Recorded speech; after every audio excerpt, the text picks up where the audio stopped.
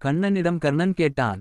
முறைதவறி பிறந்த குழந்தை என்று என்னை ஆற்றில் ஒழுக்கியது. குரு துரோணர் நான் க்ஷத்ரியன் இல்லை என்று கல்வி கற்றுதராதது. பரசுராமன் கல்வி கற்றுதந்தும் என்னை சபித்தது. என் தேர் சக்கரம் பட்டு கன்றுகுட்டி இறந்ததற்கு உரிமையாளர் சாபம் தந்தது. தரோபதியின் சுயம்வரத்திலும் அரங்கேற்ற போட்டியிலும் எல்லோரும் தேரோட்டி மகன் என்று அவமானப்படுத்தினது. தாய்கூடிறுதியில் மற்ற மகன்களை காப்பாற்ற என்னை தேடி வந்தது. இதெல்லாம் என் தவறா? இந்த நேரத்தில் எனக்கு அடையாளம் தந்த துரியோதனன் பக்கம் நான் நின்றது தவறா என்று கேட்டான்.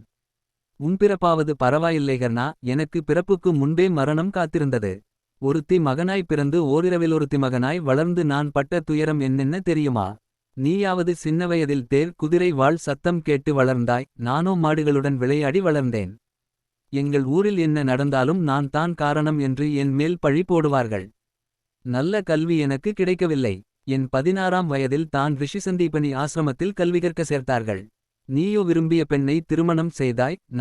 நான் விரும்பிய பெண்ணை திருமணம் செய்யாமல் என்னை நேசித்த கொடியவர்களிடமிருந்து நான் காப்பாற்றிய பெண்களை மணந்தேன்.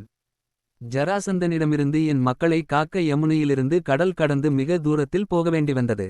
நீ போர் செய்தால் உனக்கு பொருள் கௌரவம் கிடைக்கும். பாண்டவர்களுக்காக உயிரைக் கொடுக்கும் எனக்கு என்ன கிடைக்கும் என்று நினைக்கிறாய்? கண்ணன் தான் போருக்கு காரணம் என்று என்னை குற்றம் சொல்வார்கள்.